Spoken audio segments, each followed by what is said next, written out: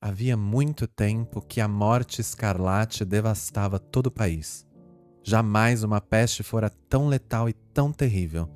O sangue era sua encarnação e o seu sinete, o vermelho e o horror do sangue. Começava com dores agudas, com um desvanecimento súbito e logo os poros se punham a sangrar abundantemente. Sobrevinha, então, a decomposição. Manchas escarlates no corpo e, notadamente no rosto da vítima, segregavam-na da humanidade e a afastavam de todo socorro e de toda compaixão. O contágio, o progresso e o fim da enfermidade consumiam apenas meia hora. Mas o príncipe Próspero era feliz, intrépido e sagaz. Quando seus domínios minguaram a metade de almas vivas, convocou 1 milhar de amigos fortes e de corações alegres, escolhidos entre os cavalheiros e damas da sua corte. E com eles, formou um refúgio recôndito em uma de suas abadias fortificadas. Tratava-se de uma vasta e magnífica construção, criação dele mesmo, o príncipe, conforme seu gosto excêntrico e majestoso. Rodeava a construção um muro espesso e elevado, guarnecido de portões de ferro. Uma vez transpostos os muros pelos cortesãos, estes se serviam de fornalha e de vigorosos martelos para soldar os ferrolhos. Deliberaram entrincheirar-se contra os súbitos impulsos ou os desesperos provenientes do exterior e lacrar todas as saídas aos frenesis do interior. A abadia estava amplamente abastecida. Graças a tais cuidados, os cortesãos poderiam enfrentar o contágio, que o exterior se arranjasse como pudesse. De sua feita, seria uma loucura afligir a alma com meditações sobre a peste. O príncipe havia fornido aquele refúgio com todos os meios prazerosos. Haviam bufões, improvisadores, bailarinos, músicos, formosuras de todas as espécies. E havia também o vinho. Todas essas belas coisas havia no interior, além da segurança. Lá fora, disseminava-se a morte escarlate. Foi ao fim do 5º ou 6º dia em seu refúgio, enquanto a peste fazia grandes estragos além das muralhas, que o príncipe Próspero proporcionou aos convivas um baile de máscaras da mais insólita magnificência. Que quadro voluptuoso era o baile de máscaras! Permitam-me descrever os salões onde o festim ocorreu. Havia uma série de 7 salões imperiais. Em muitos palácios, essa série de salões forma amplas perspectivas, em linha reta quando as portas se descerram de par em par, de tal forma que a vista penetra até o fundo, sem qualquer obstáculo. Aqui, o caso era assaz diferente, como se era de esperar da parte daquele duque de sua inclinação pelo bizarro. Estavam as salas dispostas de forma tão irregular que a vista não poderia compreender senão um salão de cada vez. Ao término de um espaço de 20 ou 30 jardas, via-se uma brusca curva, e a cada esquina o ambiente assumia um aspecto diferente. À direita e à esquerda, e ao meio de cada parede, uma alta e estreita janela gótica abria-se para um corredor fechado, que seguia a sinuosidade dos cômodos. Cada janela era guarnecida de vitrais cujas cores harmonizavam-se com a tonalidade dominante da decoração do salão para o qual se abria. O que ocupava a extremidade oeste, por exemplo, era decorado de azul, e os vitrais eram de um azul vívido. O segundo dos salões era decorado e guarnecido de cor púrpura, e os vitrais eram igualmente purpúreos. O terceiro era completamente verde, e verdes eram também as janelas. O quarto, alaranjado, estava iluminado por uma janela de igual cor. O quinto era branco e o sexto, violeta. O sétimo era rigorosamente forrado por tapeçaria de veludo negro, que revestia o teto e as paredes, e que caía em pesadas rugas sobre um tapete do mesmo material e de mesma cor. Mas, neste salão, as cores dos vitrais não correspondiam ao da decoração. Os vitrais eram escarlates, de uma tonalidade intensa de sangue. Ora, em nenhuma daquelas salas se viam lâmpadas ou candelabros em meio à profusão de adornos em ouro, que se espalhavam em todos os cantos ou se dependuravam ao teto. Não havia lâmpadas ou velas. Luz alguma dessa natureza emanava na sequência de salas. Porém, nos corredores que as envolviam, exatamente em frente de cada janela, elevava-se uma pesada trípode com um braseiro, a projetar seus raios através dos vitrais coloridos, iluminando deslumbrantemente a sala. Perfazia-se uma miríade de formas cambiantes e fantásticas. Mas na sala voltada ao poente, na câmara negra, a claridade do braseiro que se refletia sobre as negras tapeçarias, através dos vitrais sangrentos, era sobremodo sinistra e incendia sobre as faces dos imprudentes que ali entravam, conferindo-lhes um aspecto de tal forma estranho que muitos poucos dançarinos se sentiam com suficiente coragem para penetrar no recinto. Também nesse salão se erguia, amparado no muro oriental, um gigantesco carrilhão de ébano. Seu pêndulo oscilava com um tic-tac, surdo, pesado, monótono. E quando os ponteiros dos minutos haviam percorrido todo o seu círculo e a hora se completava, provinha dos pulmões de bronze um som claro, estrepitoso, profundo e extraordinariamente musical, mas de um timbre tão regular que, de hora em hora, os músicos da orquestra eram obrigados a interromper por alguns segundos a execução, para escutar as músicas das horas. E os dançarinos cessavam, à força, as suas evoluções. Uma momentânea perturbação graçava aquela multidão alegre e, enquanto soava o carrilhão, era possível notar que até os mais arrojados empalideciam, e os de maior idade e reflexão passavam a mão à fronte, como se abandonados a uma meditação confusa ou a um devaneio. E mal se dissipava o eco das horas, circulava no ambiente leves risadas. Os músicos olhavam uns aos outros e se riam dos próprios nervos e da própria loucura, e juravam, em voz baixa, que da próxima vez em que se soasse o carrilhão, não sentiriam o mesmo desconforto. Mas, no entanto, quando decorridos os 60 minutos da hora desaparecida, que continham os 3.600 segundos, quando irrompia uma nova batida do relógio fatal, reproduzia-se o mesmo estremecimento, os mesmos calafrios e os mesmos devaneios febris. Apesar disso, a orgia continuava alegre e magnífica. O gosto do Duque era especialmente singular. Tinha a vista apurada para as cores aos efeitos que essas produziam.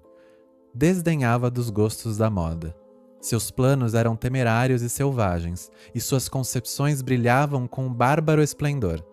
Alguns o julgavam louco, mas os seus cortesãos sabiam que não. Todavia, era preciso vê-lo, tocá-lo, para assegurarem-se de que ele não estava de fato ensandecido. Para esse baile, havia o príncipe se ocupado pessoalmente da decoração do mobiliário das salas e foi o seu gosto pessoal que elegera o estilo das máscaras. Dúvidas não pode haver de que eram concepções grotescas. Tudo era deslumbrante e brilhante. Havia coisas chocantes, fantásticas, muito do que depois foi visto no Hernani. Havia figuras arabescas com membros e adornos desconformes, fantasias delirantes como a loucura. Havia muito de belo, de licencioso, de bizarro, algo de terrível e não um pouco do que produzia repugnância. Era como se uma miríade de sonhos deslizasse de um lado para o outro nas 7 salas. E tais sonhos se contorciam em todos os sentidos, tomando a cor dos salões, fazendo com que a estranha música da orquestra parecesse o eco de seus próprios passos. Mas logo soava o relógio de ébano nos salões de veludo. Então, por um momento, tudo se detinha, tudo emudecia, salvo o ecoar do relógio. Tudo se congelava em suas posturas, mas os ecos do carrilhão se desvaneceram. Não duraram senão um momento, e mal se extinguiram, as gargalhadas, mal reprimidas, ecoavam por todos os cantos, e a música voltava a tocar, reavivando os sonhos. Aqui e ali os dançarinos retomavam as evoluções mais alegres do que nunca, refletindo a cor dos vitrais atrás dos quais fluíam os raios do braseiro.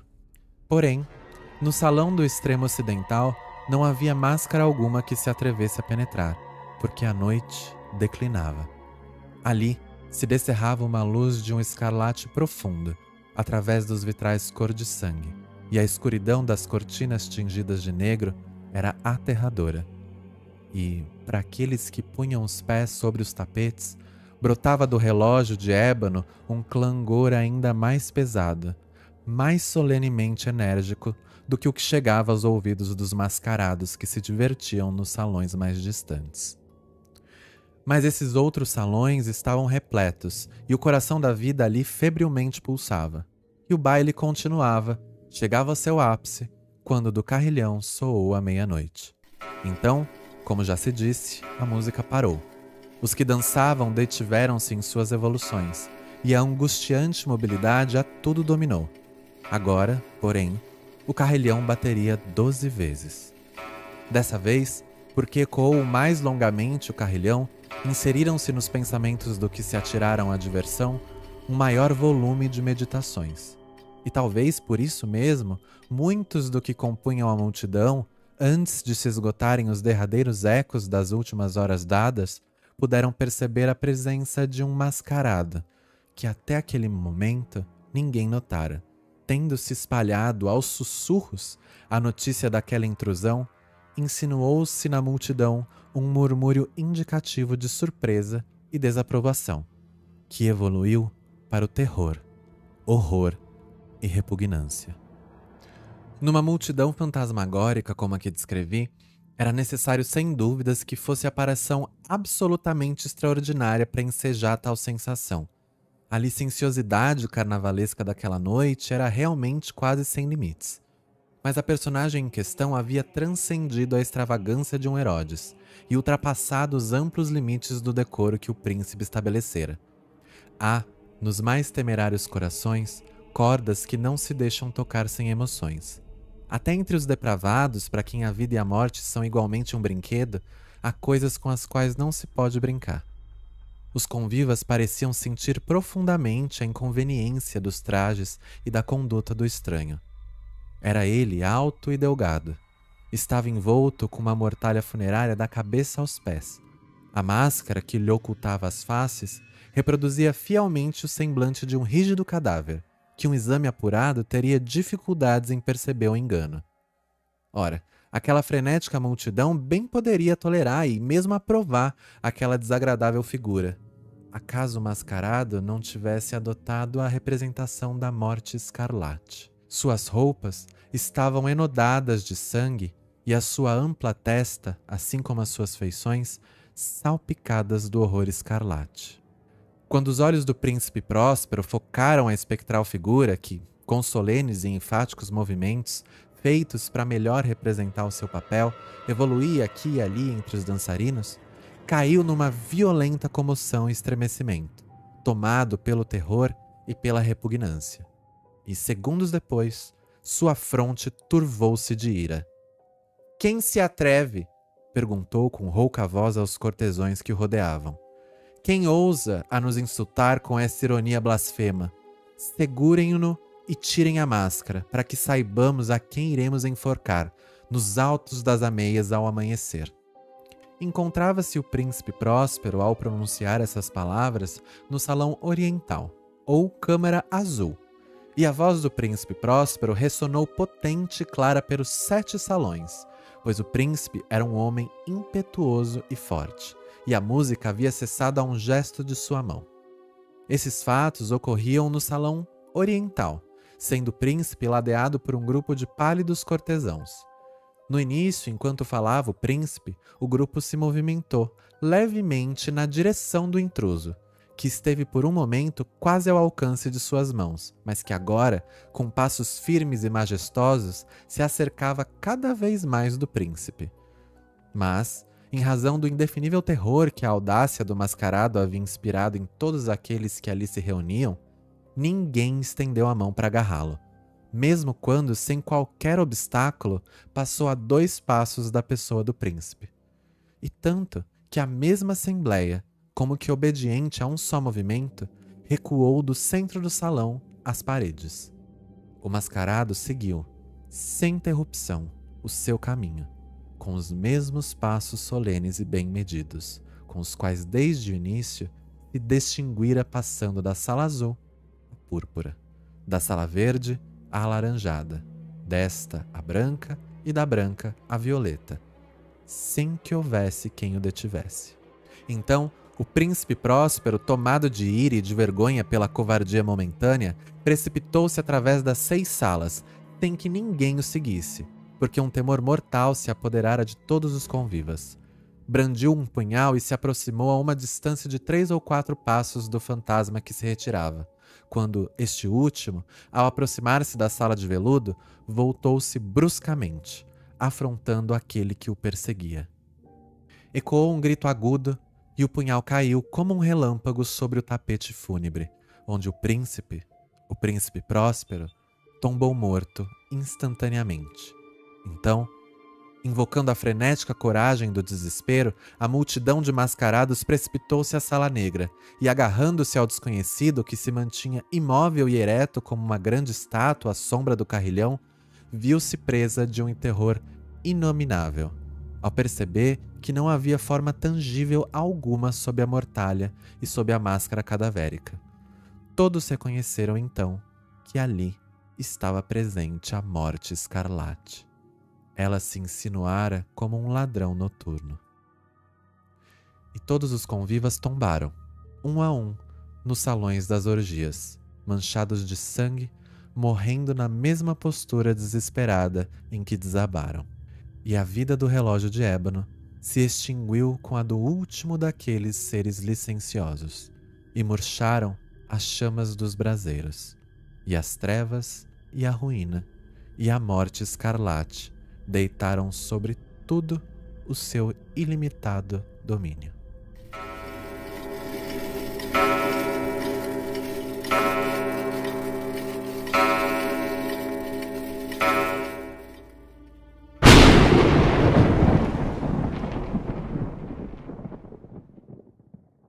Você acabou de ouvir A Máscara da Morte Vermelha, né? Ou A Máscara da Morte Escarlate, de Edgar Allan Poe, que foi publicado a primeira vez em 1842.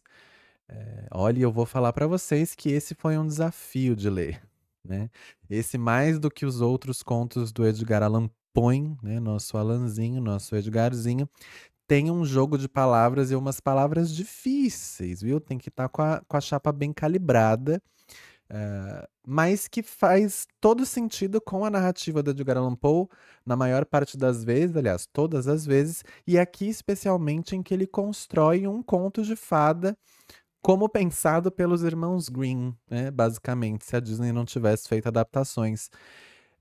Porque é um conto de fadas macabro, né? Que tem um príncipe, o príncipe Próspero, né? E o nome dele quer dizer alguma coisa. E em inglês, inclusive, é Prospero, né? Então quer dizer a mesma coisa aí. E essa torre e essas cores, o Edgar Allan Poe, ele é sempre muito minucioso nas descrições, sem ficar chato, porque ele vai construindo um clima de tensão com os detalhes, ele vai ali te envolvendo. E o jeito com que ele escolhe as palavras que são mais difíceis vão também ditando o ritmo da narrativa, né? Porque você percebe que em momentos que as palavras vão começando a ficar mais difíceis, você vai falando mais devagar. E aí, quando começa a ter uma cadência maior, é porque as palavras vão ficando mais fáceis e mais fluidas. E aí a narrativa começa a acelerar. Então, ele é um gênio, porque ele foi pioneiro nesse estilo de escrita de contos de terror. Mas, se você parar para analisar, a história em si não é muito complexa e ela até meio previsível, né? Hoje em dia, quando a gente já leu 500 milhões de contos de terror, você consegue prever o que vai acontecer. Mas poucas pessoas contam uma história tão bem quanto Edgar Allan Poe, né? Através aí da escrita, né? Alguns pontos que eu queria conversar com vocês sobre esse conto também é a morte, a aparição da morte, que não faz distinção de classe social, mas que, não sei, me parece que tem algum senso de karma, né, ali intrínseco a ela, porque vai ali. Ah, vocês acharam que ia se livrar? Não vai, amor. Não se livrou. A Morte Escarlate adentra os muros de pedra da abadia do príncipe Próspero e mata todo mundo, né? Vocês querendo ou não, a morte chega. E eu gosto muito das cores das salas que representam sentimentos, e o príncipe está na sala azul, né? Que, se eu não me engano, aí, ah, azul ele quer se eu não me engano, não, o azul ele transmite certa calma, né? E também tem aquela coisa com o sangue azul e fica ali na parte oriental. Então, o Edgar ele vai dando significados para as coisas que você tem que começar. Você vai ali prestando atenção e é isso que faz você de fato se envolver. E a Sala Negra é quase como se um lembrete da tragédia que tem do lado de fora, porque é tudo escuro, é um grande dark room, né? Vamos começar a comentar por aí que é um grande dark room, que, se você parar para imaginar, a luz vermelha, a luz, ela precisa de um lugar para refletir, né? Por isso que as salas são claras, salas assim, tem coisas claras para poder refletir a luz. Uma sala que tem veludo, que é um tecido que absorve muito a luz, preto, ele não vai refletir. Então, você entrando numa sala nessa configuração, que é toda de veludo preto e só com uma iluminação vermelha, basicamente só a sua pele vai ficar vermelha, igual a Morte Escarlate. Então, por isso que ninguém adentrava essa sala, porque era um lembrete do que está acontecendo, né? E é construído pelo príncipe Próspero, que tem esse humor e esse pensamento um tanto quanto maluco, um tanto quanto sádico em relação às coisas. Então, colocar esse ambiente nesse conto é muito interessante. Bom, enfim, eu espero que você tenha gostado. Eu sei que vocês gostam quando eu trago contos de terror, então vou continuar trazendo. Essa semana, em estado de exceção, trouxe o Edgar, porque, enfim, tenho buscado voltar às coisas que reconheço e que gosto. Acho que quando a nossa cabeça não está muito boa, a gente acaba retornando às coisas que nos formaram de alguma forma. Então, quis trazer para vocês esse conto do Edgar Allan Poe. Não esquece de dar estrelinha, coração, salvar, fazer download e, por favor, de compartilhar o episódio nas suas redes sociais. Me marca que eu reposto, mas faz aí esse favor para a mãe, compartilha com quem você acha que vai gostar de ouvir esse conto ou que gosta do tipo de conteúdo que eu crio. Ajuda eu e a gente se vê em uma próxima oportunidade. Eu espero que logo menos, tá certo? Eu vou ficando por aqui e para vocês, terríveis sonhos. Tchau!